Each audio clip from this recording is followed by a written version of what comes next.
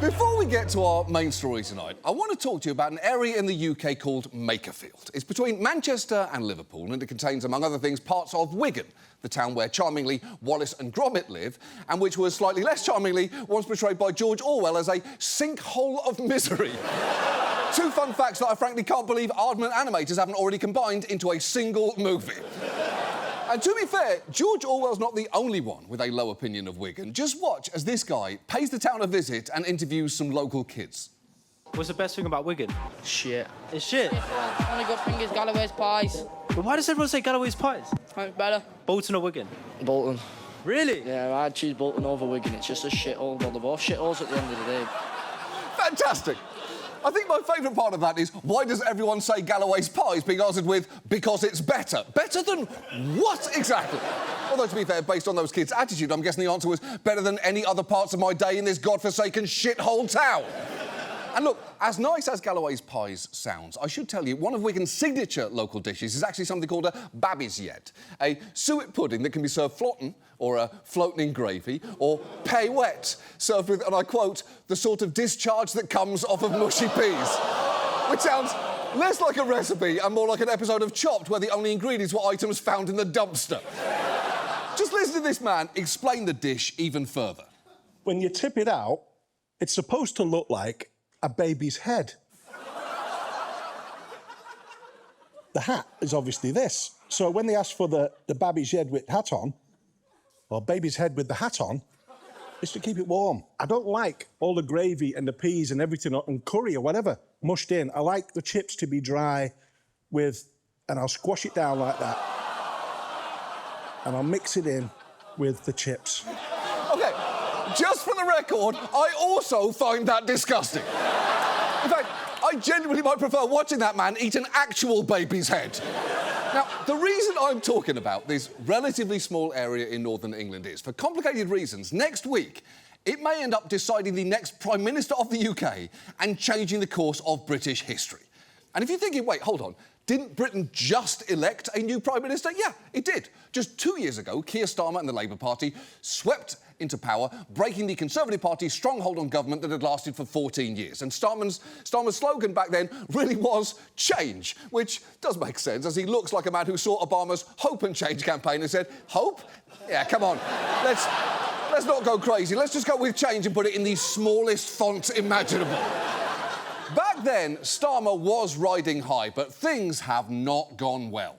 He's been in office less than 2 years, but failed to kickstart Britain's sluggish economy. He also made the disastrous decision to appoint Peter Mandelson as the UK's ambassador to Washington. Mandelson was known to be a longtime friend of Jeffrey Epstein. The scandal has badly weakened Starmer, who's faced ridicule from President Trump. This is not Winston Churchill that we're dealing with. Yeah, he's not Winston Churchill. That is a pretty savage burn coming from a man who himself is very much not FDR. Apart from, of course, his penchant for hiding his medical conditions. The point is, voters in Britain have turned on Starmer hard, which came to a head last month during local elections around the country, when Labour got absolutely clobbered, losing more than 1,400 representatives from English councils. And it's not just that people feel Starmer hasn't delivered change. They seem to personally loathe him. What are your thoughts on Keir Starmer? And I swear. You can be as honest as you like. He's a prick. I mean, that is perfect. The only way that could have been better is if she then said, actually, can I take a minute to think of a meaner one? I want to really hurt his feelings. Oh, hold on, can I say cunt on the news? I'm pretty sure I can, right? But incredibly, Starmer has been digging in. In fact, just listen to him last month, right after his party got shellacked in those elections. Did you contemplate this morning that the responsibility is that it's time for you to go and to resign? Let me be clear, these are really tough results. I'm not going to sugarcoat it. Did you contemplate that the problem might be you, that you might need to go to help Labour win these seats back? Did you even contemplate it? Do you acknowledge it as a conversation even? Look, I think it's absolutely clear that the electorate are fed up with the fact that their lives aren't changing quickly enough. Wow, it is brutal how that reporter just kept rephrasing that same question. Did you contemplate it was your fault? Did you even acknowledge it? Did you write a list of possible problems on a whiteboard and include as one of them yourself? Have you ever looked into the mirror and questioned whether you, Keir Starmer, are the root cause of all the problems in the country right now? And if not, why not?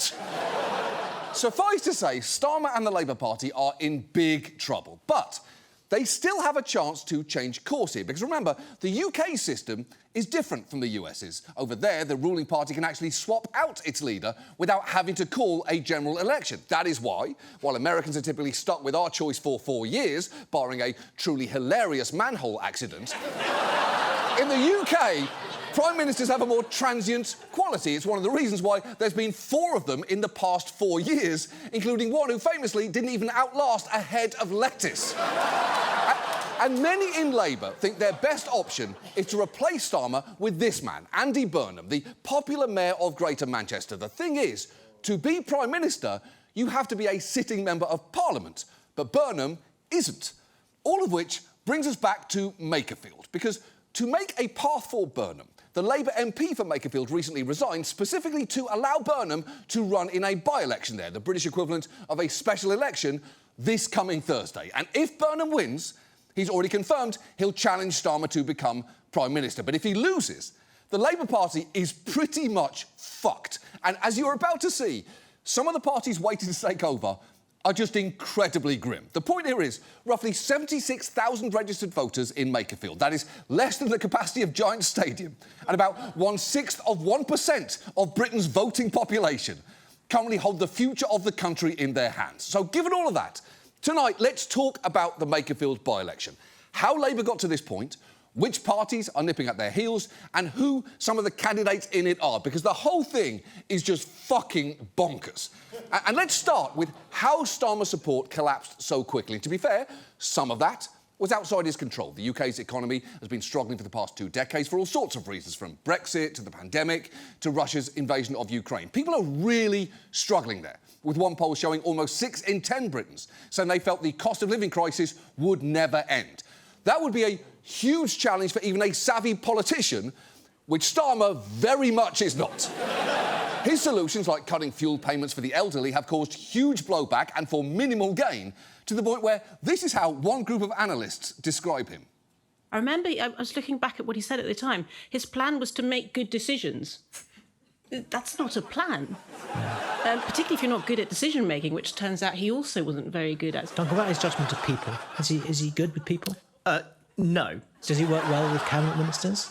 They regard him with near open contempt. Holy shit, that is so brutally cold. I almost wish they kept going there. What about animals? How is he with animals? Birds frequently try to fly into his face and dogs show him even less respect. And what of children? He held a baby in a speech once and the baby called him a risless wanker.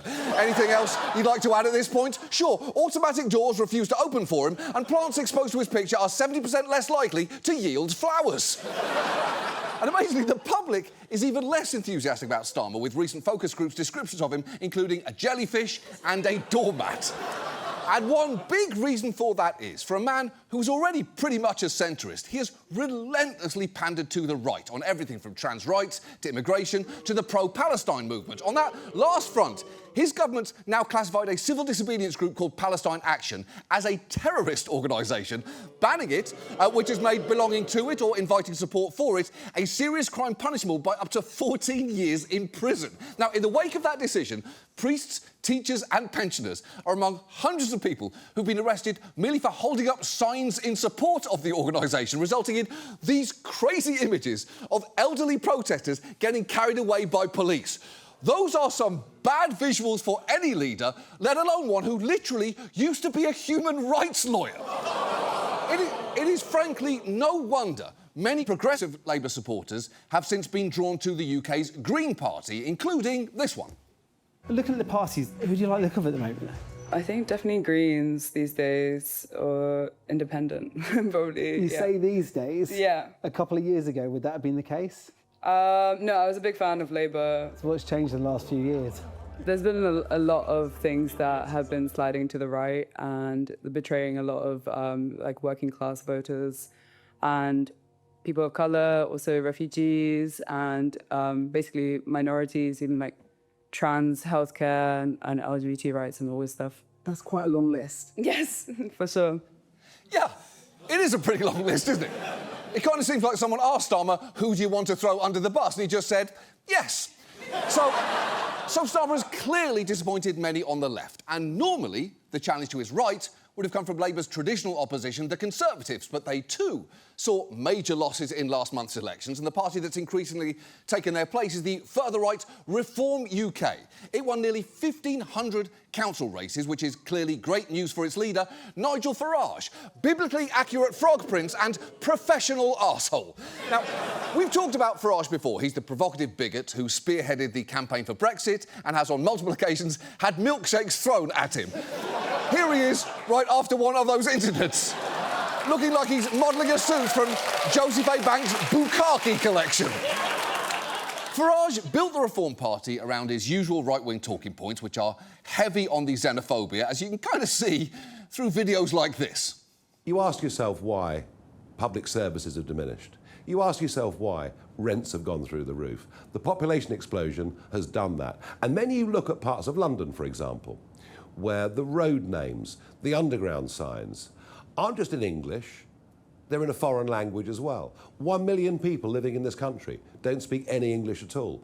OK, first, and I think you probably already know this, that 1 million figure is just bullshit. As of the most recent census, only around 160,000 people in England and Wales said that they couldn't speak any English. But also, a British man complaining foreigners showed up and now this road sign isn't in the language I speak is fucking bold, given, you know, history. I'm just saying, the largest lake in Africa wasn't always called Lake Victoria. That only started when some pasty white dude showed up and decided to name it after his national mommy. And as much as I'm sure everyone liked imagining her drowning in there, it is probably time to rename it.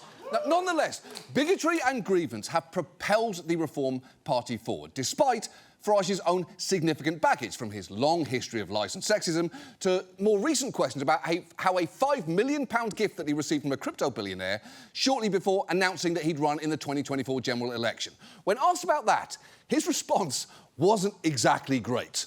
This was given to me on an unconditional basis, completely unconditional basis, but frankly, it was given as a reward for campaigning for Brexit for 27 years. And it had no impact on your decision to come back into public life? No. But he who pays the piper picks the tune. Hang on a second. I can't be bought by anybody.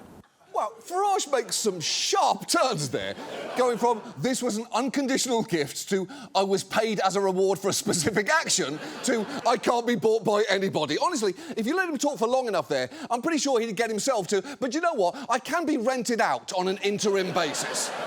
But despite all of that, Reform's anti-immigrant messaging has clearly found an audience. Just watch this video of a local Reform candidate from earlier this year denying charges of racism before then talking to a supporter who slightly undercuts her argument.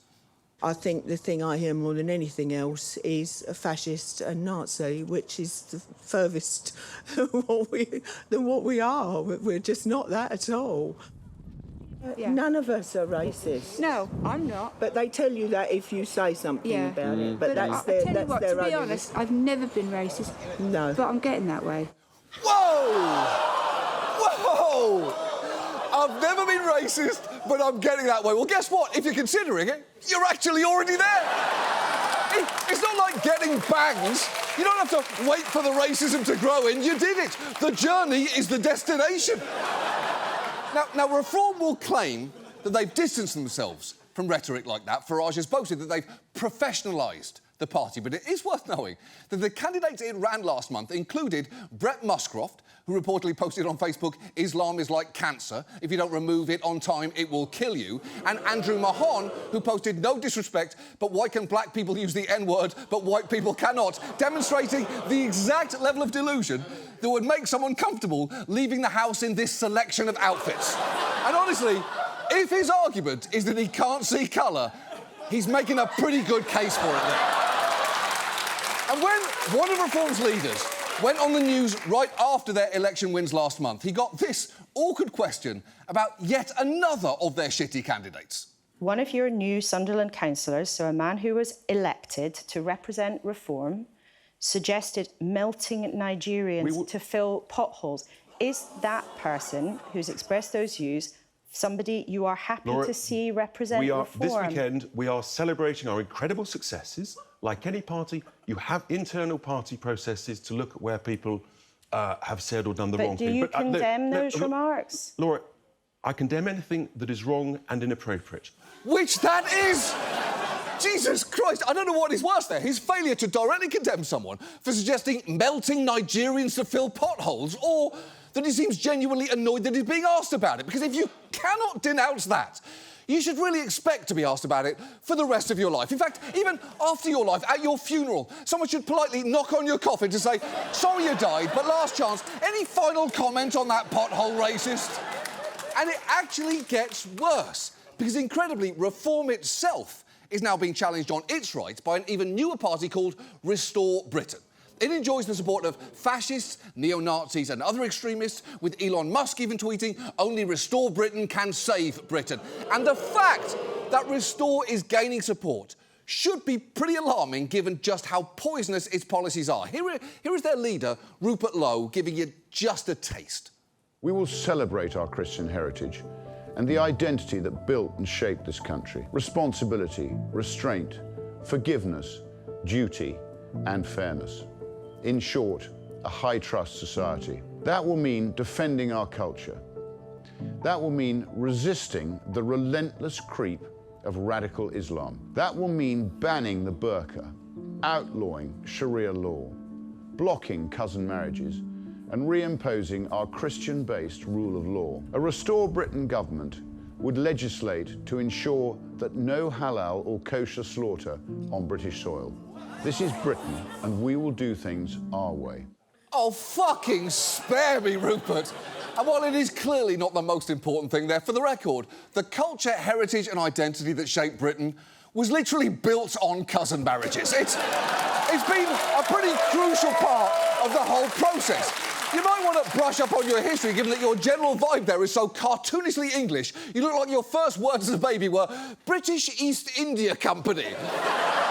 The point is, with reform on the rise and Restore pulling it even further to the right, Britain risks heading in a very dark direction, and at least in the immediate future, the only party positioned to stop that slide is the one currently in power, Labour.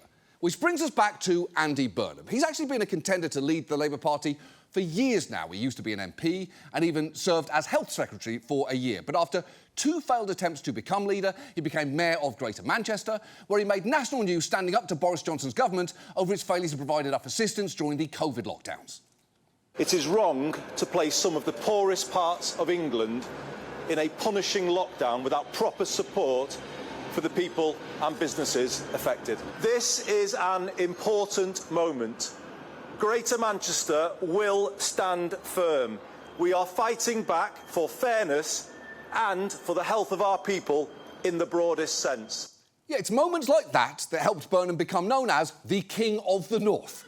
In fact, he is currently ranked as Britain's most popular politician with an average popularity rating of 35%, which I know doesn't sound like much.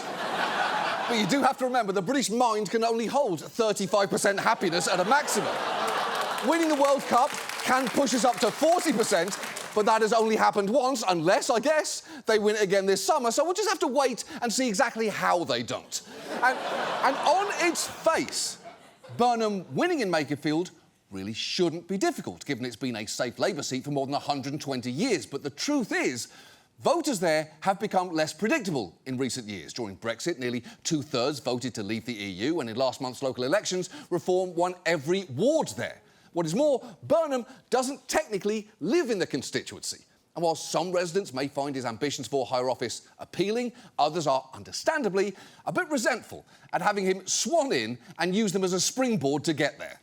You're going to be voting for someone who's not going to be here, who's got bigger issues than Ashley Makefield, really, so it won't be his priority. We're not here to enable him to pursue his personal ambitions. I'm sure Andy Burnham is only using us as a stepping stone anyway. He don't care about Makerfield. He's not local. And he just wants to get into number 10. My mum is right. I don't love that she's going around giving interviews about Andy Burnham with my dad, but that's a conversation that we can have at Christmas. Now, to counter that outsider narrative, Burnham's tried to point out his local bona fides, like the fact that his children went to school in the area and that he has loads of connections there. He even recently claimed that his favourite Wigan delicacy is, you've guessed it, Babby's Yed. But Reform seems to think that it can exploit the perception that he's an ambitious outsider because their candidate, Robert Kenyon, has gone out of his way to remind people that he is very much a local. I was born in Makerfield. If I was elected, I'd be the first person born in the constituency to become the MP. I don't think any MP that's ever stood in Makerfield was actually born in the area. I'm a plumber, gas engineer. I don't know, it gets me a bit emotional sometimes thinking that there's a chance that I could be representing people in Parliament because it's a massive honour. And people will be thinking, hang on a minute, he serviced my boiler last week. Yeah. It's pretty striking, isn't it? When your opponent is being accused of being out of touch with the community, it's a pretty good counter to be able to say, I have literally been elbow deep in this entire community's shit. The point is, Kenyon is a salt-of-the-earth guy, a straight shooter, a regular Joe. He's not a career politician. And if you have the pattern recognition of a pigeon, you can probably tell what I'm about to say next, which is that his online history is a fucking mess. A lot of his posts have resurfaced, including one that says, I'm sexist, sorry, but I am, and another saying English women just walk around with their fat bellies and odd shapes, pushing a pram at 16 in their PJs. One post actually caused that same reporter you saw earlier to physically chase him down the streets to answer for it. Why should women in Makerfield vote for you, Rob? If you speak to the press office... Why should women in Makerfield vote for you, Rob, when you said you're a sexist? Can you not... No, but why should women vote for you? Oh, sorry, thank you. When you said that you were a sexist and that they can't drive? It's true. Kenyon once said that women can't drive, so it might be more accurate to say that people in Makerfield will be thinking, hang on a minute, that guy did fix my boiler last week, but he then randomly told my wife that her natural place is in the kitchen. But amazingly, it gets even worse, because Kenyon also made a controversial post about a beloved figure in British broadcasting named Carol Vorderman. Very basically, for decades, she was the co-host of a popular afternoon game show called Countdown, and she became a national treasure. And knowing that, you can hopefully now understand the visual impact of what I'm about to show you.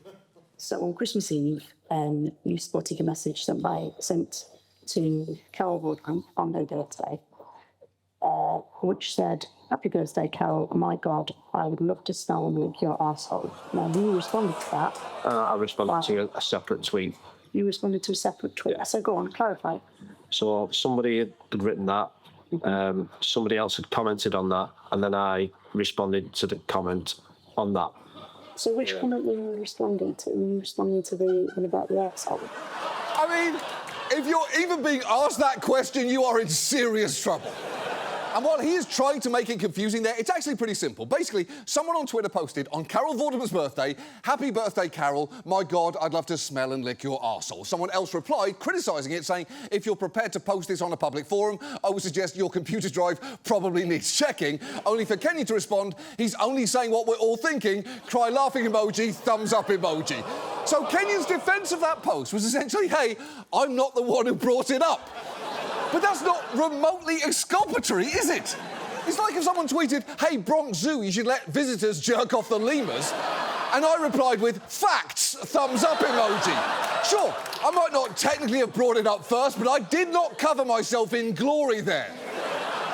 And to be clear, Kenyon still hasn't apologised for those comments, continuing to defend himself, claiming that he's just an ordinary person who's rough around the edges. Now, for the record, rough around the edges means that you don't know what a crab fork is. Not that you think it's OK to participate in internet discourse about a public woman's birthday, arsehole. The point is, this is the candidate with vehemently sexist and rim-job positive views who could theoretically take down Labour's best hope of retaining control of the government past the next election. And it is really hard not to feel for the voters of Makerfield here, who've been at the centre of an absolute circus over the last month and who have plenty of local issues that do need addressing, from affordable housing to flooding concerns to this massive illegal waste dump that Makefield's previous MP, the very guy, in fact, who stepped down to let Burnham run, had actually been working to finally get cleaned up. It's a grotesque dump that Sky News has investigated over the past year. It was March, almost 3 months ago, when it was announced that the funding was in place to clear this up. But it still hasn't happened. Which of the candidates in this by-election do you think would follow through on that and make sure it is cleaned up? I would say that the candidates are just frontmen, really. It's not just about us anymore, it's about, I think, the future of politics in the country. It feels a bit more, you know, a bit overwhelming, really, that we could be pivotal in this, and I just really hope that people make the right choice. Yeah, so do I. And if there are two things that you don't want someone to be overwhelmed by at the same time, it's responsibility for deciding England's political future and odours from a massive illegal waste dump. So what happens next here? Well, someone is clearly going to win this Thursday's election. And while current polls suggest Labour has a lead, that may be partly because Restore, the ultra-far-right party that, remember, is going to save Britain from kosher butchery, is siphoning off votes from Reform. And even if Burnham does win and is then able to unseat Starmer, he'll still face the same dismal economy and the same furious voters, with only 3 years to figure out how to deliver the change that Starmer couldn't before facing elections in 2029. But if Burnham loses, it is going to be a fucking mess. I mean, a Babby's Yed spread on a pile of chips mess, and I don't say that lightly. A Burnham loss would be a huge success for Farage's Reform Party and a humiliation for Labour so devastating they may never recover. And at that point, with Britain's two long-dominant parties further crushed, there is a genuine chance that in a few years we could see Money Shot McFlurry here elected as Prime Minister. Look, when we last covered an election in the UK, we talked about how it could be an extinction-level event for the Conservative Party. And it kind of was.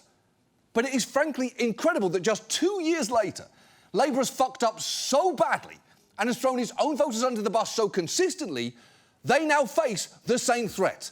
Because, and I'm sure this is a lesson with no applicability to US politics, you can't promise change only to turn around and capitulate to the right on key principles that you are supposed to stand for. Because not only will you lose people to your left, the right will just keep moving the goalposts again and again, and you'll only have yourself to blame.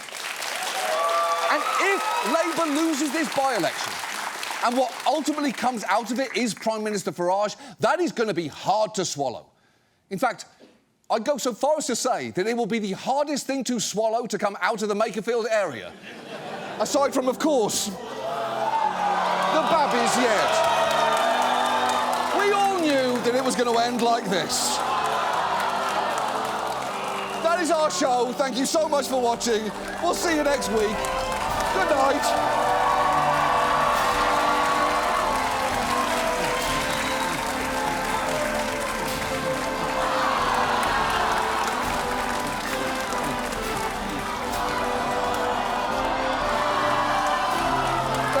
Place like home. Oh.